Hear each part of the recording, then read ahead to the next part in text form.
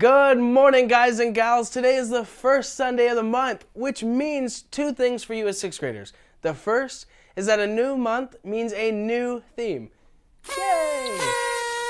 A new subject in our faith that we get to explore together. This month is all about you. Well, not you, but us, the church. Because this building that we're in right now isn't the church, it's just a building. The people in that building who are coming together to worship and learn about God, that is the church. And this month, we're talking about the church's purpose. The second thing a new month means for you is that you have a whole month of listening to me talk and seeing my wonderful face. Just kidding. But this month will be lots of fun, and I'm super excited that I get to be here with you guys for it.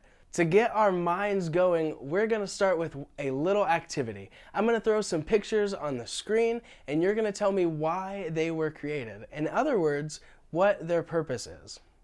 We'll start easy and get harder as we go. So, first, we have this. Super easy. Everyone knows what it is and what it's used for. It's a hammer, and it hits nails. Too easy. How about this?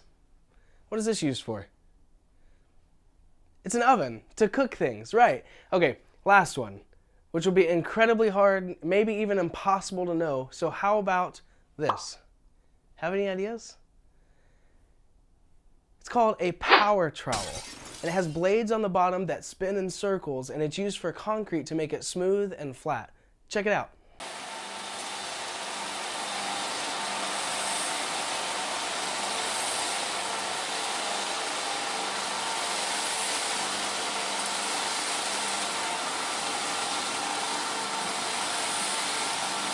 Cool, right? I mean, everything has been made with a purpose.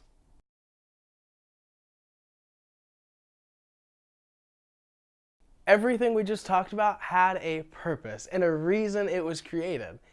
Even if we didn't exactly know what it was at first, we learned what it was and then learned what it did. And the whole point of that was to show you that the things are invented or created just so that they can exist. They have a purpose. Or let's put it this way, the Creator always has a plan for what he or she has created. Whoa. You know what that means, right? If that applies to anything that man has created, maybe that applies to the things God has created too. Side note, I'm going to give you guys a top-of-the-line, unbeatable way to check this out. You ready? Pay attention, because I'm only going to say it once. The best and only way to fact-check something about God is to go to Scripture. In Genesis 1:27 it says, "So God created man in his own image. In the image of God he created him, male and female he created them." What's the point? The point of an image is to image. Images are made to display the original, to point to the original, and to glorify the original. God made humans in his image so that the world would be filled with reflectors of God, images of God, 7 billion statues of God, so that no one would miss the point of creation. Nobody, unless they were stone blind, could miss the point of humanity, God. But not just humans, nature too. Isaiah 6:3 says, "Holy, holy, holy is the Lord of hosts. The whole earth is full of his glory." Why such a vast universe? I read the other day, and I can't verify it, but that there are more stars in the universe than there are words and sounds that humans have all time have ever spoken. Why?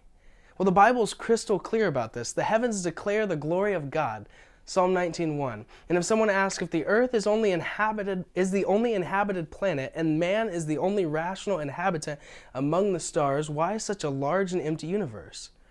The answer is, it's not about us, it's about God. And that's an understatement. God created us to know him and to love him and to show him to the things around us or the people around us. I could go on, but I think the point has been made. God does create things with a purpose.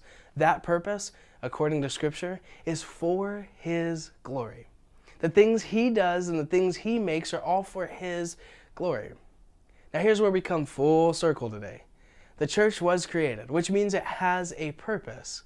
The church was created to carry out God's plan. Do you remember why we said God creates things?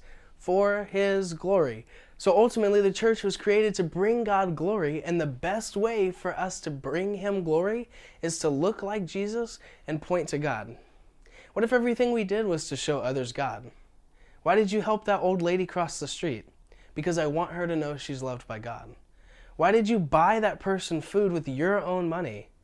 Because God told me to love my neighbor. God loved us and continues to love us when we don't deserve it, and we should do the same thing for those around us. We'll start to make a difference. People notice. See, actions speak louder than words, right? We have to live this out. The way we live our lives should look so much like Jesus' life that people notice something different about us than everyone else. It's not limited to just being nice to each other. Being a part of the church is also being part of a community of believers. We were created to have friends, close relationships with people. You want to know something amazing?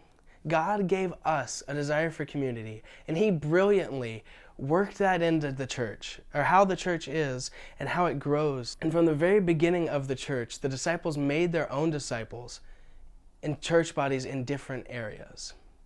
And as a matter of fact, a lot of the New Testament writings are letters that Paul was writing to churches in different places, showing more and more people who God is, bringing God more and more glory.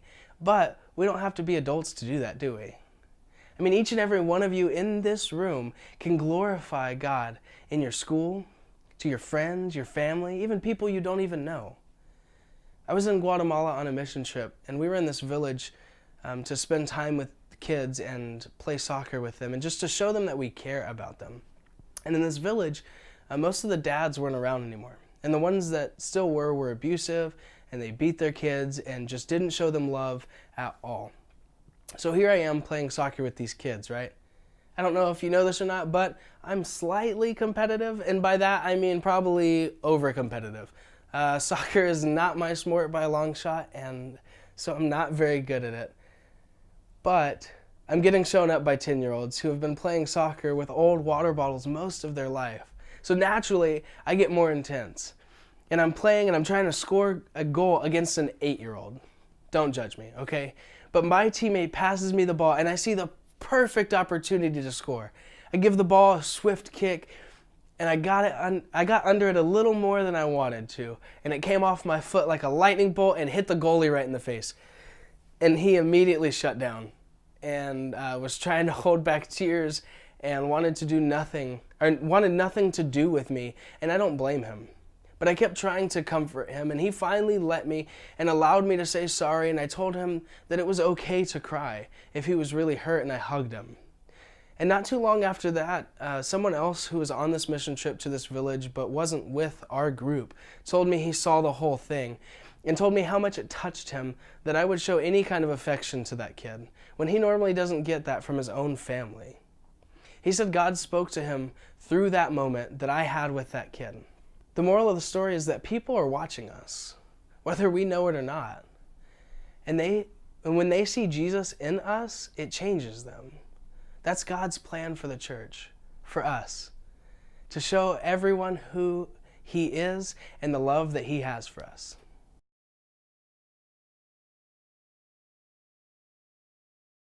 So where do you personally need to improve? How can you show more people who God is every day? Our purpose as the church is God-given.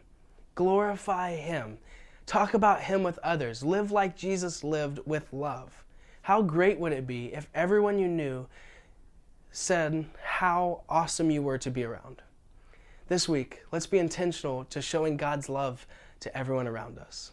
We'll see you next week.